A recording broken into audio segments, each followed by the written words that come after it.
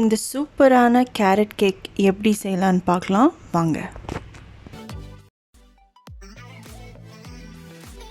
ஒரு cup white sugar, அப்புறம் ஒரு cup brown sugar. Brown sugar இல்லைன்னா நீங்கள் தாராளமாக 2 கப் ஒயிட் சுகர் யூஸ் பண்ணிக்கலாம். 3/4 டீஸ்பூன் பட்டை பவுடர், 1/4 டீஸ்பூன் நட்மெக் பவுடர். இதை ஃபஸ்ட் நல்லா கலந்துக்கோங்க. அப்புறம் 4 முட்டை சேர்த்து நல்லா நொர வர அளவுக்கு மிக்ஸ் பண்ணிக்கோங்க. இது எலக்ட்ரிக் பீட்டர் வச்சு கூட நீங்கள் இதை மிக்ஸ் பண்ணிக்கலாம்.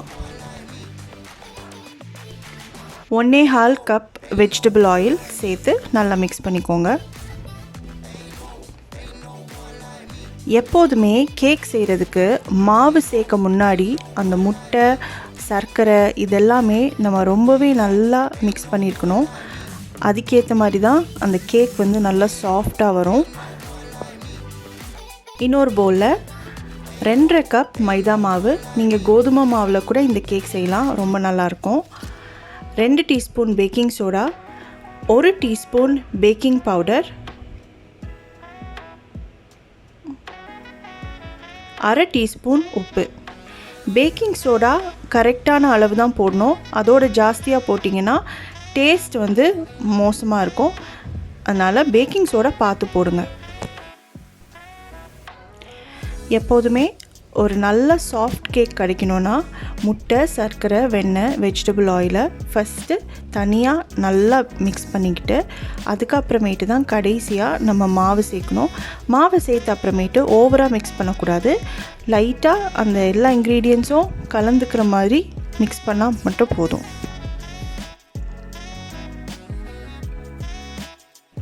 இப்போ 2 டீஸ்பூன் வெனிலா எசன்ஸ், 3 கப் நல்லா திருவின கேரட் சேர்த்துக்கோங்க.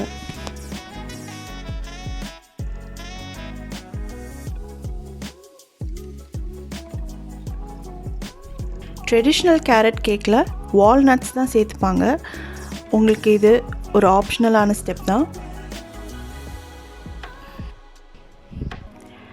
Cake batter ready. இப்போ நம்ம பேக் பண்ணிடலாம்.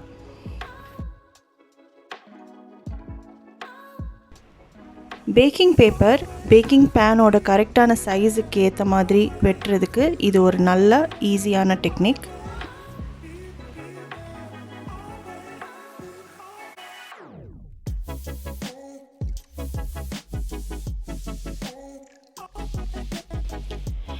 எண்ணெய் இல்லைன்னா வெண்ணெய் வச்சு பேனை நல்லா க்ரீஸ் பண்ணிக்கோங்க. அதுக்கப்புறம் பேக்கிங் பேப்பரை வைக்கணும்.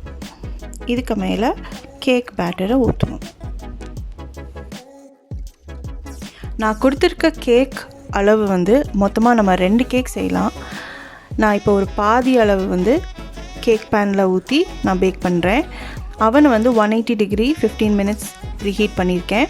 நீங்கள் வந்து எலக்ட்ரிக் அவன் இல்லைனா ஸ்டோவ் டாப் அவன் யூஸ் பண்ணலாம். உங்களுக்கு ஸ்டோவ் டாப் அவன் எப்படி செட்டப் பண்ணணுன்னு தெரியணுன்னா டிஸ்கிரிப்ஷன் பாக்ஸில் நான் லிங்க் வச்சுருக்கேன். நீங்கள் கண்டிப்பாக அதை கிளிக் பண்ணி பார்த்துக்கோங்க. இந்த கேக்குக்கு வந்து ஃப்ராஸ்டிங் தேவை கிடையாது. சும்மாவே சாப்பிட்றதுக்கு அவ்வளோ சூப்பராக இருக்கும். ஆனால் அப்படியே உங்களுக்கு ஃப்ராஸ்டிங் செய்யணும் அப்படின்னா கேரட் கேக்குக்கு கிளாசிக்கான ஃப்ராஸ்டிங் வந்து க்ரீம் சீஸ் ஃப்ராஸ்டிங் தான். க்ரீம் சீஸ் ஃப்ராஸ்டிங் செய்கிறதுக்கு இந்த மாதிரி பிளாக் க்ரீம் சீஸ் தான் வாங்கணும் நம்ம. இதில் 1 கப் க்ரீம் சீஸ், 1/2 கப் சாஃப்டான பட்டர் சேர்த்துக்கோங்க. இதை வந்து ஒரு ஹேண்ட் மிக்சரில் நல்லா மிக்ஸ் பண்ணிக்கணும்.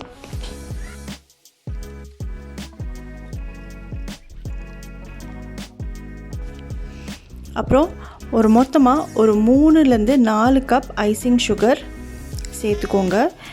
இதை சேர்த்துக்க முன்னாடி நல்லா ஜலிச்சிருக்கணும். அதை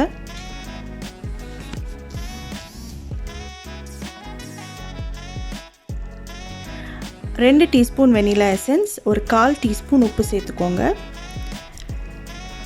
க்ரீம் சீஸ் ஃப்ராஸ்டிங் ரெடி ஆயிடுச்சு. இப்போ உங்களுக்கு பிடிச்ச மாதிரி கேக்கை டெக்கரேட் பண்ணலாம்.